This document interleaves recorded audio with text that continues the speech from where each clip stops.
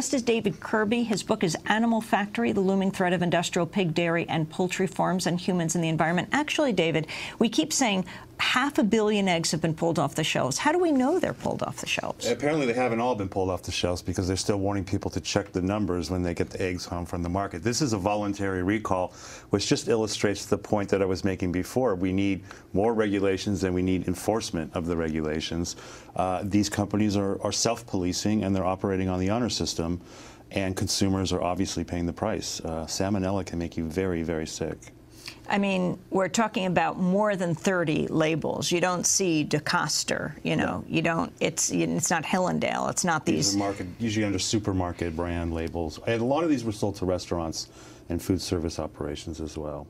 Let's talk about the 2 factory farms in Iowa. As an example, what they look like in the community. These things, when you drive down the highway in Iowa, for example, you see them one after the other after the other. They're often interspersed, poultry factory next to a hog factory, which of course increases the chance for interspecies mingling of influenza virus. If we thought swine flu was bad, we may get an avian swine flu hybrid from the close proximity of these factories. From the outside, they look fairly innocuous. You've probably seen them on TV, those row after row of those tall green buildings. It's once you go inside that the horrors really become apparent. These chickens are kept in tiny little cages stacked one on top of the other, crammed in by the hundreds of thousands. Same with pigs, oftentimes same with dairy cattle, crammed in by the hundreds into small confinements where the air is foul. They have to pump clean air at one end, and at the other end they push out all of the odors and gases and bacteria and ammonia and viruses and even antibiotics out into the atmosphere. These are not clean or sustainable operations, and without proper regulations, these kinds of diseases will keep coming. What is salmonella? Salmonella is a bacteria that can get into the intestine. It can get into the bloodstream. If not treated, it can cause all kinds of horrible problems, including arthritis, and it can even kill people if it's not treated in time. How do you know if you're affected by it? I mean, we've been saying now around 1,300 people. They say none have died. What symptoms are they coming down with? And how is it that the chickens can track them? The symptoms are often masked as symptoms of flu, especially in the early stages, so people don't even realize they have salmonella, and probably the case rate is much, much higher than what's been reported. Usually it persists longer than the average stomach flu, and the symptoms become more severe: cramps, diarrhea, fever, chills. We still don't know exactly how these chickens got the salmonella, but there's widespread speculation, either just from the filthy conditions in the barns or it was in the feed itself. And that's something else that Americans don't realize. We worry about what we eat, but we also need to worry about what we eat eats. And the quality of feed can be highly compromised in these factories where the drive to lower costs and lower prices is so great, and the temptation to cut corners is there, and this is the result. And we have to remember that factory farming has produced not only salmonella, but also E. coli, also mad cow disease, also swine flu, I believe, and MRSA, the drug-resistant staph infection that now kills more Americans than AIDS. You say swine flu, bird flu, unusual concentrations of cancer and other diseases, massive fish kills from flesh-eating parasites, recalls of meats, vegetables, and fruits because of deadly E. coli, bacterial contamination, all as a result of animal factories, as you put them. Correct.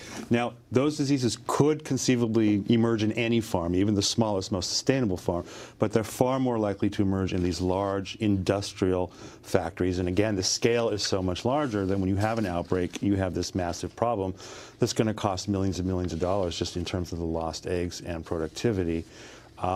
And just to mention the workshops that you were mentioning earlier with the federal government, the Obama administration has vowed to try to even the playing field a little bit more so that we have greater access to smaller, independently raised farms. And one way, I think, to do that is to address the subsidy issue.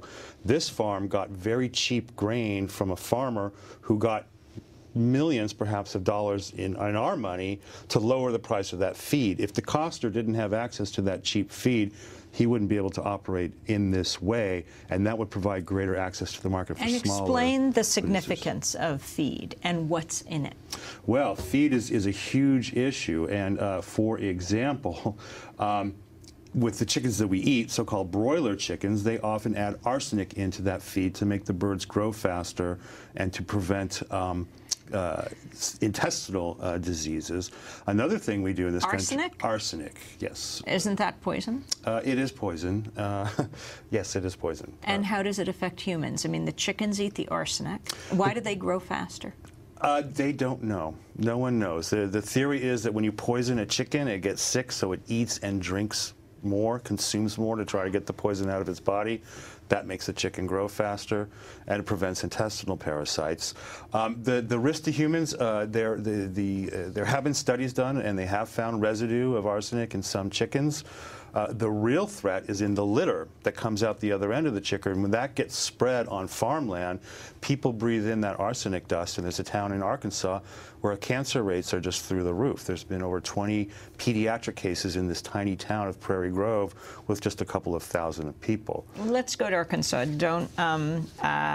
Let's not shortcut this, because you have a very interesting book where you look at families in several different communities. Arkansas, describe what are the animal factories that are there and what happens to the people in the community. Most of them are so-called broiler operations. Tyson Chicken is from Arkansas, the big operators there in northwestern Arkansas. It's chicken country. And with consolidation, you've had the rise of these very large factory farms. And again, up until recently, Tyson was using this arsenic product in its feed, and the other companies were as well. And around this little town of Prairie Grove, as an example, this stuff is dry spread. The litter is dry spread on the cropland. And where the school was... You mean the chicken manure? The chicken manure. And the dust has been found in the air filters of homes and schools in this town, and it's been found with arsenic that has been traced back to the feed in the chicken. Something else we feed chickens, and people don't realize this, is beef products. And when those chickens eat that beef product, some of it falls into their litter.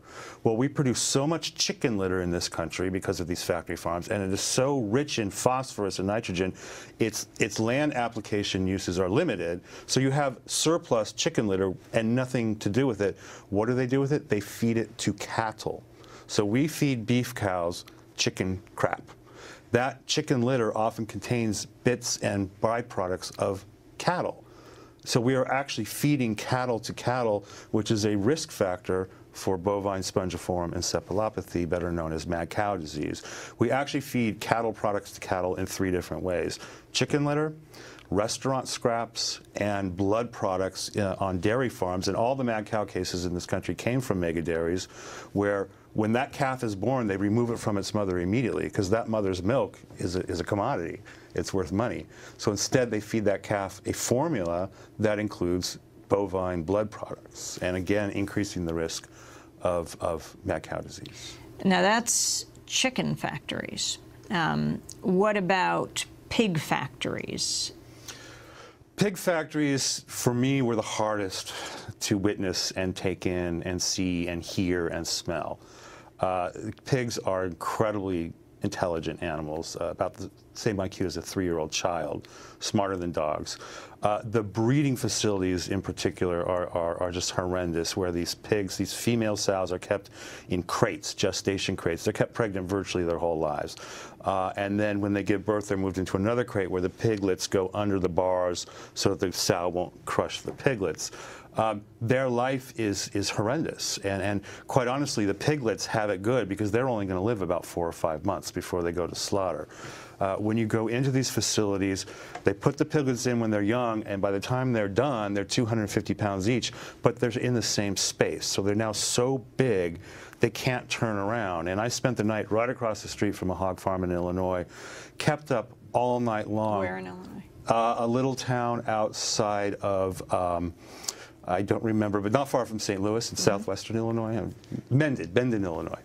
And at night, of course, people switch off the lights and leave. Nobody lives typically on a factory farm. It's not a farm, it's a factory. And the racket, the screaming and squealing and crying of these pigs that were obviously attacking each other and fighting and biting each other and just miserable, crammed together. They went on all night long. It sounded like 1,000 children being tortured at once. It's a sound I will never forget. And I saw and heard and smelled a lot on doing my research on this book. And what happens to their manure? Well, their manure